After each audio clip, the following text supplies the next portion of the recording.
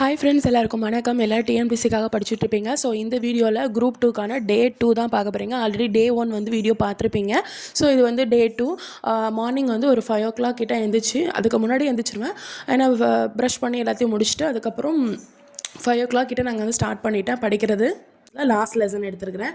So வந்து 10th standard அப்படிங்கிறது ரொம்ப இம்பார்ட்டன்ஸான ஒரு லெசன், ஓகேங்களா? ஸோ 10th ஸ்டாண்டர்ட்னா ஒரு இம்பார்ட்டன்டான ஸ்டாண்டர்டு. ஸோ அதனால் அதில் வந்து எக்கனாமிக்ஸ் வந்து ரொம்ப இம்பார்ட்டன்ஸ் சொல்லிட்டு நான் எக்கனாமிக்ஸ் தான் ஃபஸ்ட் நான் எடுத்தேன். ஸோ எதுக்காக அப்படின்னா, நானே ஒரு பிளான் போட்டேன் அப்படின்னா, இது வரைக்கும் ஷெடியூல் பிளான் வந்து மோஸ்ட் ஆஃப் த சேனலில் வந்து போடலை, ஒரு சில சேனலில் தான் போட்டிருக்காங்க. ஸோ அதனால் வெயிட் பண்ணி பார்த்துட்டு அதுக்கப்புறம் நம்ம ஷெடியூல் போட்டுக்கலாம் அப்படின்னு சொல்லி நான் விட்டுட்டேன்.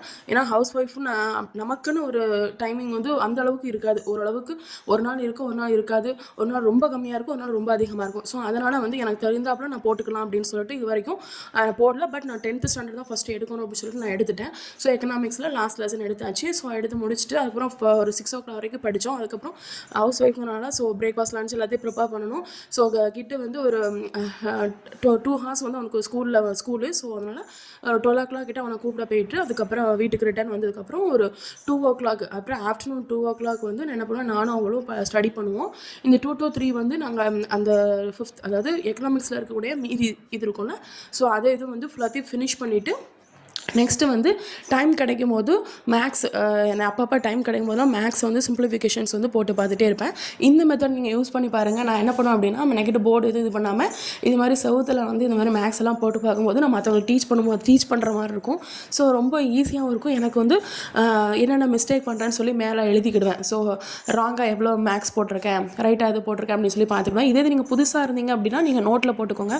நான் குரூப் 4க்கு வந்து எல்லாத்தையும் எழுதி வச்சது அப்படின்னால மறுபடியும் நோட்டை வந்து நான் பார்க்க பதிலாக எனக்கு இது மாதிரி டெஸ்ட் மாதிரி நான் எங்கள் வீட்டு செவுத்தில் நான் போட்டு பார்த்தோம் அப்படின்னா எனக்கு கொஞ்சம் ஈஸியாக இருக்கும். ஸோ ரப் பண்ணுறதுக்கு ஈஸியாக இருக்கும். சாக் பீஸுங்கனால ரப் பண்ணுறதுக்கு ஈஸியாக இருந்துச்சு.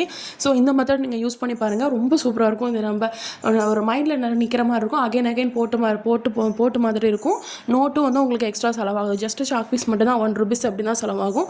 ஸோ அதனால் இந்த மெத்தட் நல்லாயிருக்கும். ஸோ நெக்ஸ்ட் வந்து என்னென்னா, இப்போது இந்த ஜிஎஸ் இந்த ஒரு லெசனை முடிச்சுட்டு, எக்கனாமிக்ஸ் ஒரு லெசன் முடிச்சுட்டு அதுக்கப்புறம் தமிழில் வந்து 10th ஸ்டாண்டர்டில் ஏதாவது ஒரு இதை எடுப்பேன். ஸோ 10th ஸ்டாண்டர்ட் இயல் 1 இருக்குது அப்படின்னா இயல் 1ல் இலக்கணம் வரைக்கும் இருக்கும். ஸோ அது வரைக்கும் முடிச்சுட்டு அதுக்கப்புறம் இந்த டே 2 வந்து அப்படியே முடிஞ்சிடும். ஓகேங்களா?